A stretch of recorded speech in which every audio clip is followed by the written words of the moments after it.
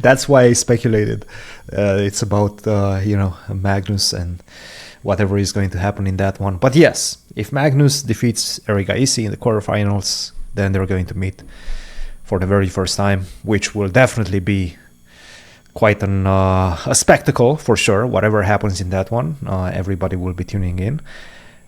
They're going to be meeting in the semis in Paris. By the way, another big match is going to happen. I think maybe tomorrow. That's going to be Jan versus Hikaru. Yeah, I think we can. Like, what are your thoughts on the final two quarterfinal matches? Who has the Hikaru has to be a favorite in that one, but Jan is also a tremendous blitz player. At the same time, what are the odds? You say what's the split? 65 in the two matches for 65-35 for Hikaru, and then in the Magnus one, I would say I want to go around 75 to 80 for Magnus. 75-80% for Magnus. Fair numbers. Yeah, I don't know about Hikaru. Like, I've seen the results of past matches. I mean, Jan is very capable, but in this format, he doesn't have the consistency of Hikaru. That's the thing, consistency. Yes. So, like, I think the numbers would lead us to say that Hikaru is a pretty decent favorite. Has he? Well, he's always gotten to the final. Hikaru. He's always gotten to the final, so he's never lost a quarterfinal match. And Jan has had some close matches. He's beaten some good players, but definitely consistency is on Hikaru's side. So maybe 65-35 is fair. It could be a bit higher if we look at like what the statistics would tell us. And Magnus Arjun, I'm gonna go a bit higher. Like, I've played both of them in this format. Something in Arjun, yeah, I think so.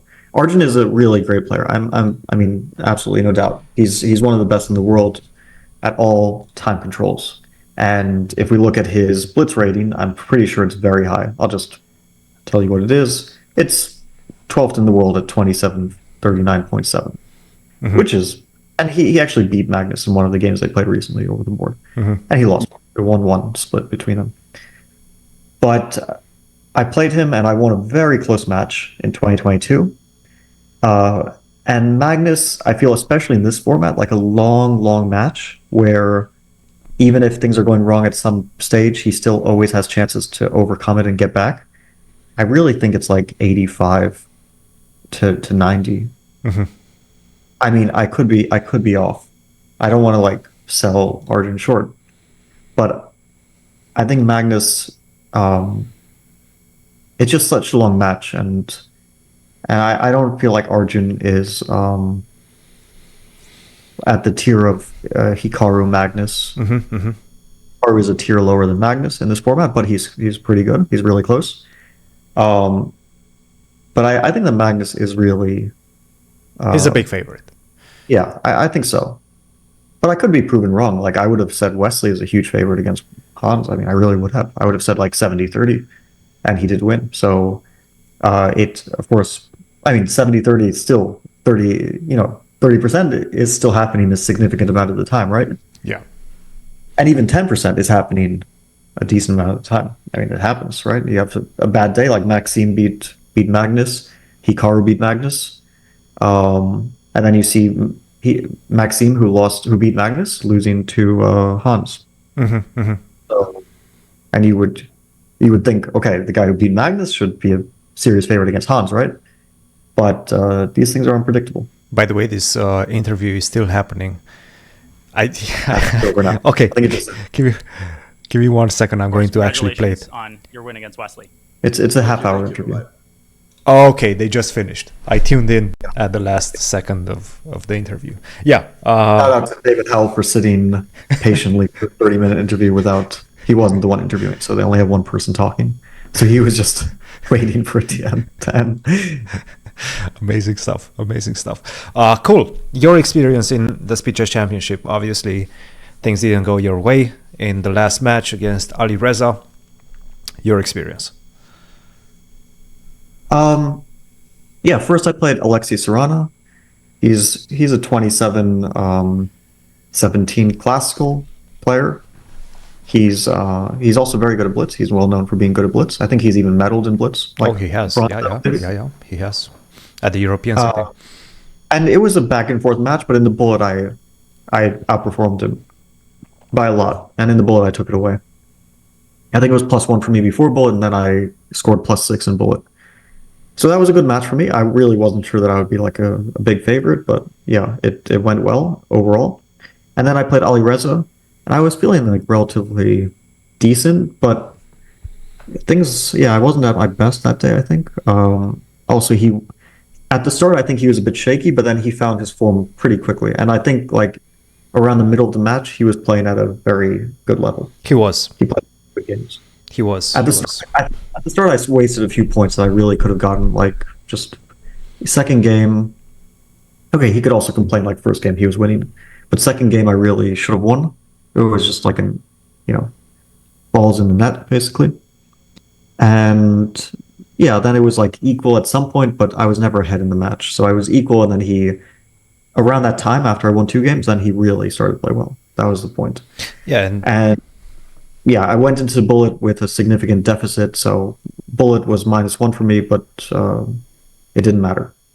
Yeah, I didn't really have chances going into the bullet because, I mean, maybe if it was like, 3 points, of course I wouldn't be thrilled, but I would still think some chances remain. But 5 points going into bullet, yeah, I tilted in the last 2 blitz games of 3-1, definitely, and he was playing well. Of course, the time scrambles were a mess for both of us. We both made serious mistakes, but that's the nature. Like we were playing really, really combative chess, both of us, and then you tend to have huge blunders in time scrambles. So that's what happened for both of us.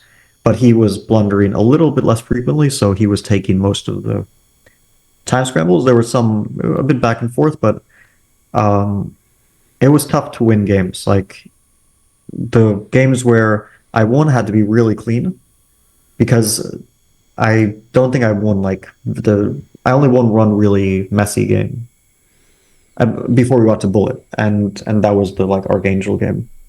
And the other games that I won, I think, had to be just like clean affairs, because in time trouble it was tough to take him down. He was very tricky. Do you feel that's inevitable, more or less, the time trouble situations in this type of matches? Like, forget about your match, but in general, we've seen this kind of trend play out, right? With crazy scrambles, and then whoever holds his or her nerves better, or whoever has, the better shape that particular day, in those time scrambles, is just a matter of one slight mistake, like the one that you just mentioned, game 2. I think is the one where you allowed bishop to c6, right? And the queen trap, basically. You play queen that was bishop game c6. That was game 2. Yeah, I think that the time scrambles are inevitable, especially when you're playing like players who, let's say in the starting phase of the game, they're pretty evenly matched. And it's not like there's no like crushing defeats mostly.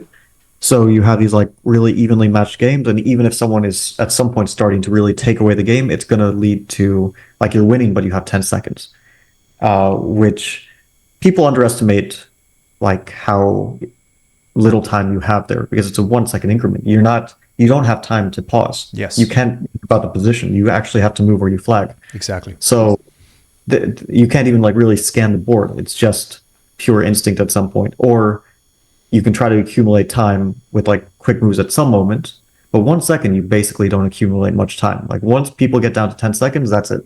They're down to that. And when you get down to 2 seconds, a lot of people flag, or they try to make random moves not to flag. So the blunders are inevitable. It's not like I see this stuff sometimes, people are shocked at blunders. I'm like, you can't look at the board in 1 second. Sometimes you have time to think on your opponent's move, then you can like in your mind pre-move, right? Like, okay, my opponent, sometimes you have situations where you have like 5 seconds, your opponent has a minute. Then you can actually think on their time about what they're going to do and maybe predict something.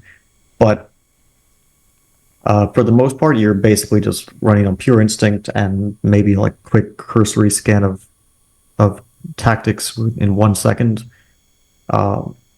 Of course, there is like different skill levels in this.